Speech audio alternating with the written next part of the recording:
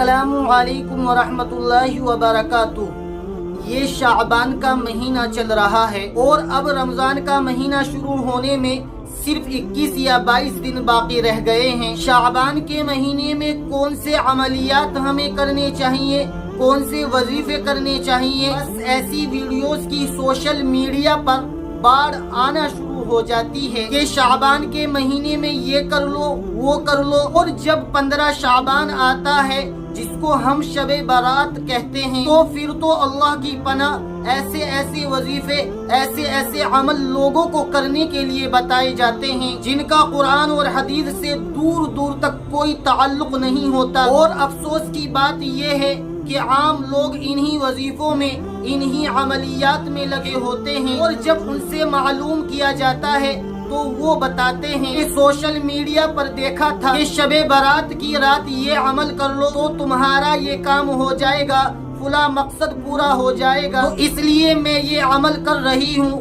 یا کر رہا ہوں۔ تو میں آپ کو یہ سمجھانا چاہتا ہوں کہ دیکھو، اللہ کے نبی نے تہجد کی نماز پڑھی ہے۔ فرض نماز کے بعد جو سب سے اہم نماز ہے وہ تہجد کی نماز ہے۔ وہ تہجد کی نماز تو اللہ کے نبی نے پڑھی ہے۔ اب آپ ہی بتائیے، کیا آپ تہجد کی نماز پڑھیں گے یا کوئی اور وظیفہ کریں گے؟ تو ہمیں وہی کرنا چاہیے جو اللہ کے نبی نے کیا ہے، اور اللہ کے نبی نے تہجد کی نماز پڑھی ہے تو ہم سب کو بھی تہجد کی نماز پڑھنی چاہیے۔ اب میں آپ لوگوں کو کیا سمجھانا چاہتا ہوں؟ میں آپ لوگوں کو یہی سمجھانا چاہتا ہوں کہ دیکھو، شعبان کا مہینہ شروع ہو چکا ہے، رمضان کے مہینے میں اب بس 21 یا 22 دن باقی رہ گئے ہیں۔ بہت کچھ بولا جائے گا آپ کو سوشل میڈیا پر، بہت کچھ آپ کو بتایا جائے گا کہ رزق کی تنگی سے پریشان ہو تو یہ عمل کر لو، رشتے نہیں آ رہے ہیں تو یہ وظیفہ کر لو، اور زندگی میں سکون چاہتے ہو تو یہ کر لو، اور آپ وظیفے کرنا شروع کر دو گے۔ کوئی شب برات کا وظیفہ بتائے گا، کوئی شعبان کے آخری ہفتے کا وظیفہ بتائے گا، کوئی کچھ بتائے گا، کوئی کچھ بتائے گا۔ کچھ بھی نہیں کرنا ہے آپ کو،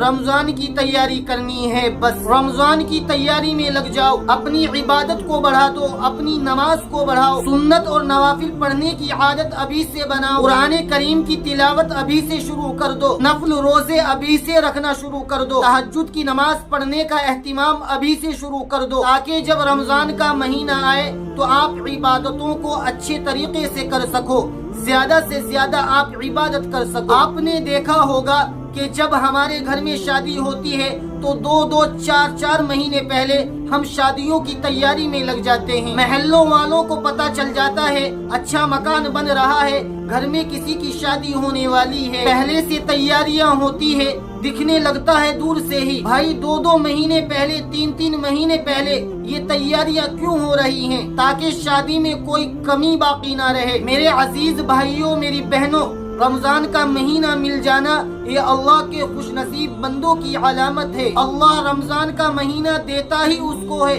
جس سے اللہ پیار کرتا ہے۔ رمضان کا مہینہ ہمیں ملنے والا ہے، اور انشاءاللہ ثم انشاءاللہ اللہ کی ذات سے امید اور یقین ہے کہ رمضان کا مہینہ ہمیں مل جائے گا۔ اس رمضان کے مہینے کو کامیاب بنانے کے لیے اس کی تیاری ابھی سے کرو۔ ٹونے ٹوٹ کے عملیات، وظیفے چھوڑ دو، ان چیزوں کو اللہ اور اللہ کے رسول کی اطاعت، اللہ اور اللہ کے رسول کے بتائے ہوئے طریقے پر عمل کرو۔ اور اللہ اور اللہ کے رسول کا بتایا ہوا طریقہ کیا ہے؟ اللہ کے رسول کے بارے میں آتا ہے کہ جب شعبان کا مہینہ شروع ہوتا تھا تو اللہ کے نبی صلی اللہ علیہ وسلم خوب روزے رکھا کرتے تھے۔ حضور صلی اللہ علیہ وسلم روزے کیوں رکھا کرتے تھے؟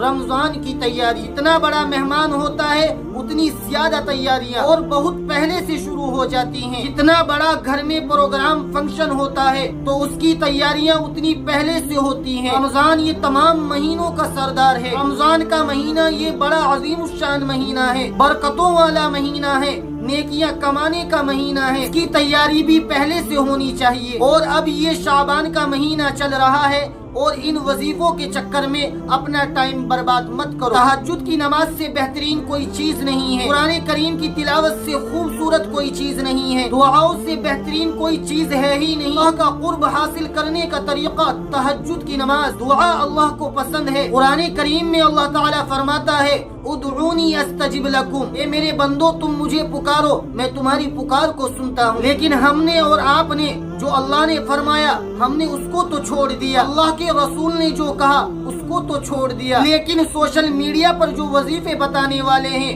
اس کو ہم کرنے میں لگے ہوتے ہیں۔ اس لیے میں خواتین سے مرد حضرات سے جتنے لوگ یہ وظیفے کرنے میں لگے رہتے ہیں میں آپ کو بولنا چاہتا ہوں کہ قرآن اور سنت، قرآن اور حدیث، صحابہ کا طریقہ، رسول اللہ کی بتائی ہوئی چیزیں ان سے بہترین کوئی چیز نہیں ہے، ان سے بہترین، ان سے خوبصورت، ان سے پاورفل کوئی چیز نہیں ہے۔ اس لیے شعبان کے مہینے میں تمام طرح کی چیزوں کو چھوڑو، وظیفوں کو چھوڑو، ٹونے ٹوٹکوں کو چھوڑو۔ سنت پر عمل کرنے کا ثواب اتنا ہوتا ہے کہ آپ سوچ نہیں سکتے۔ حدیث میں آتا ہے کہ جو سنت پر عمل کرنے والا ہوگا نا وہ اللہ کے نبی کے ساتھ ہوگا۔ تو شعبان کے مہینے میں ہمارے نبی کی کیا سنت ہے؟ حضور صلی اللہ علیہ وسلم روزے رکھا کرتے تھے، صحابہ اکرام رضوان اللہ علیہم اجمعین اپنی عبادتوں کو بڑھا دیا کرتے تھے اور رمضان سے 2 مہینے پہلے رمضان کی تیاری میں لگ جاتے تھے۔ ہم اور آپ اپنے آپ سے پوچھیں کیا ہم نے رمضان کی تیاری شروع کر دی ہے؟ کیا ہم رمضان کے لیے اپنے آپ کو تیار کر رہے ہیں؟ کیا رمضان کی واقعی ہمیں فکر ہے؟ اور اگر فکر ہے، رمضان کی خوشی ہے، تو کیا ہم رمضان کو وصولنے کے لیے، رمضان میں اپنے اللہ کو راضی کرنے کے لیے ویسی تیاریاں کر رہے ہیں جیسی ہمیں تیاری کرنی چاہیے؟ ہم سب لوگ اپنے آپ سے پوچھیں اور رمضان کی تیاری کے لیے اپنے آپ کو ابھی سے پریپیئر کر لیں۔ فجر میں اٹھنے کی عادت ابھی سے بنائے،